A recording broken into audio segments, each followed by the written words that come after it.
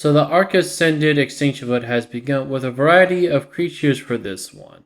Now when it comes to the DLC maps, Extinction is my favorite out of all of them, and I'm happy to see all of these pretty unique creatures being submitted.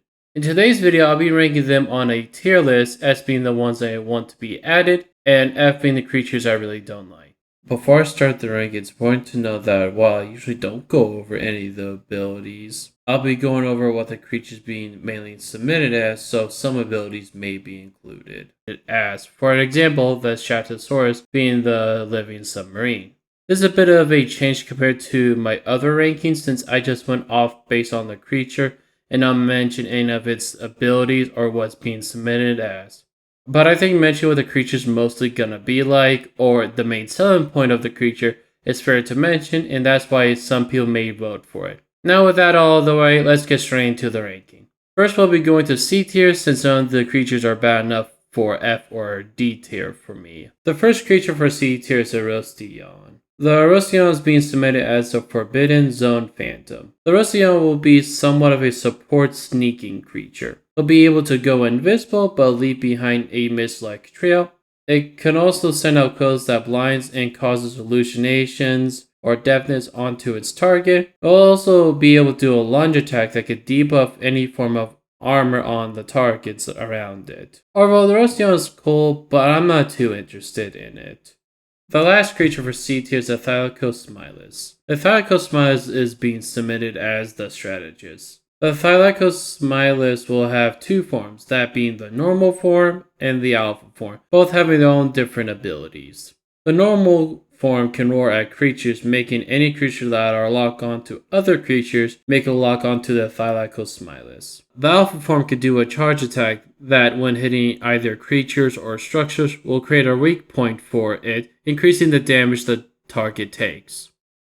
The alpha can also roar, making allied creatures join its pack, allowing the allied creatures to see the weak points and gain a percentage of armor. While I do think the design of this creature is cool, I feel like it's kind of similar to the Shadow main. I mean, there are two forms, both having their own kind of abilities and their own kinds of effects. And I do know they are not felines, they are actually marsupials, but they just give too much similar Shadow main vibes for me. But also the whole gimmick for me about their weak points and whatnot is not too interesting, and that's why it's pretty low on the ranking.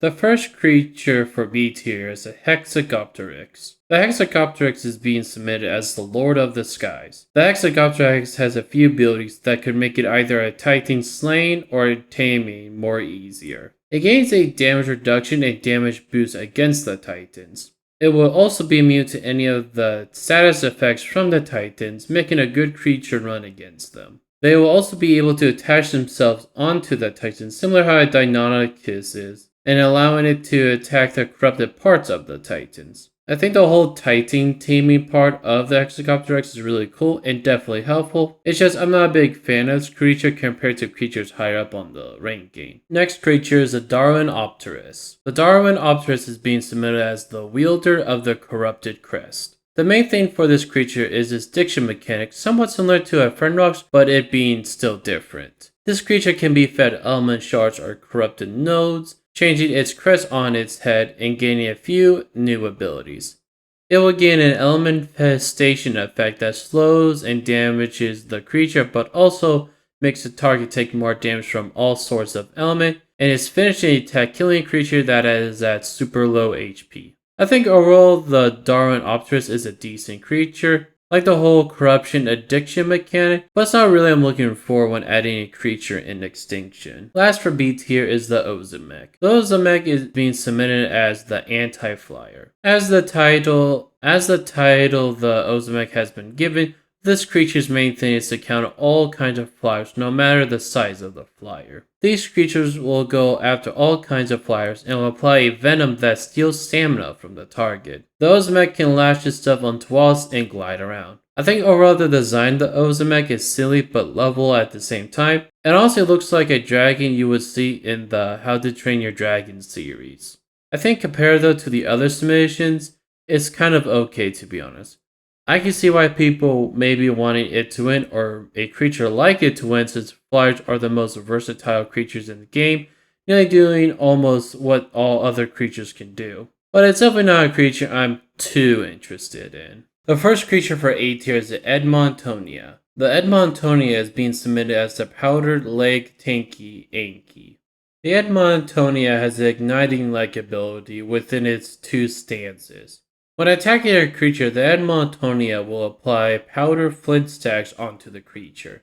It can then swap into its back stance facing its tail at the creature. The Edmontonia then can attack and set the target ablaze. I think the concept in the Edmontonia itself is really cool, and I really do think we need new Anki-like creatures in the game. While the Edmontonia doesn't scream Extinction for me, I think the creature itself and the concept is cool enough to make it an A tier. The last creature for A tier is the Dreadnoughtus. The Dreadnoughtus is being submitted as a terrestrial battleship.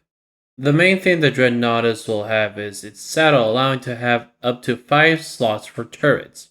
I think having a somewhat land version of the Astrocetus would be cool, and the customization of the turrets you could put on the Dreadnoughtus would be also cool. I was considering putting a Dreadnoughtus in S tier since I think this creature would be perfect for Extinction, but there's a few drawbacks I think it would have. One being its size, and well, it does make sense that Dreadnoughtus would be huge for what it's gonna have, it being about the size of the Titanosaur, but that huge size may determine the following. Will it be breedable? Will it be a temporary? And its care mechanic. If the Dreadnoughtus is going to be breedable, you're definitely going to need a lot of space just for a few females with one male. While the submission does says the Dreadnoughtus will be a permanent tame, while the submission says the Dreadnoughtus will be a permanent tame, there's a chance Wildcard may change that though. The care mechanic I feel like is neat, but may be hard to balance a bit since if the Dreadnoughtus does receive care, it'll go on a rampage destroying your base and killing your tames. I feel like this creature should only have 2 of the 3. Either make it breedable and a permanent tame, or being a permanent tame but with a care mechanic. If the Dreadnoughtus does have all 3, it'll be a nightmare for people like myself that like to breed and mutate creatures. I also think the care mechanic will be hard to do since it would even affect the Dreadnoughtus while in the cryopod, making this creature really hard to take care of even if you go offline while playing on a server.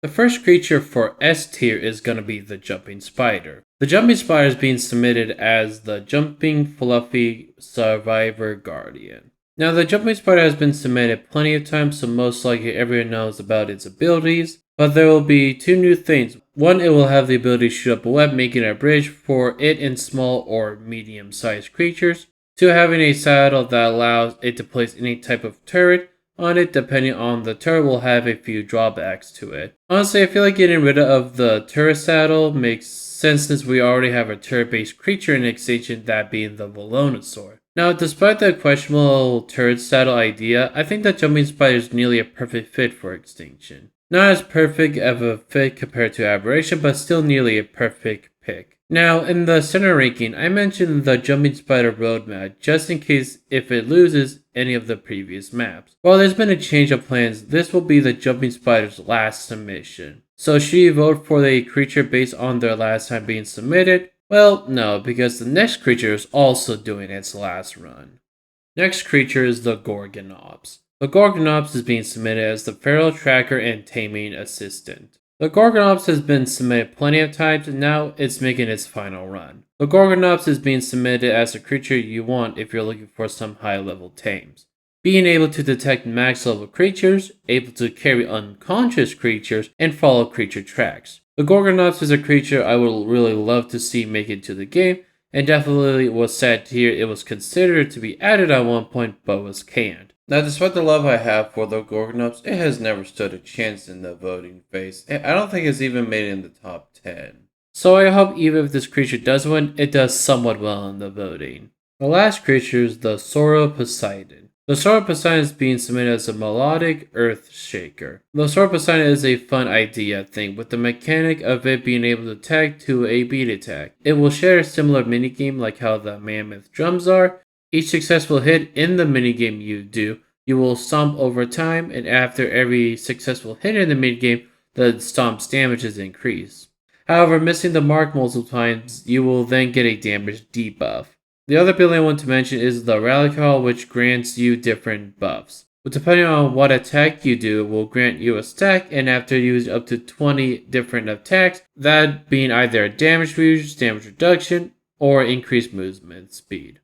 I think the Sword of Poseidon is a fun looking sauropod, and its whole kind of gimmick is very interesting and why it's up in S tier. Now, between the Gorgons, the Jumping Spider, or the Sword of Poseidon, which one do I think would win? I would really want the Gorgonops to win since it's one of my most wanted dinos in Arc, but I think the Jumping Spider has this one in the bag, to be honest. A lot of people really want this guy, and since that this will be its last submission to win, it may push people into putting it its number 1, or at least within their top 3. But that's gonna wrap up today's video, and I hope you have enjoyed, and if so, hit that like button. And if you are new all to the channel, hitting that subscribe button would be very appreciated. And let me know down in the comments which creature you want to win the Extinction vote. But also be sure to look in the description if you want to cast in your votes. But anyways, see ya.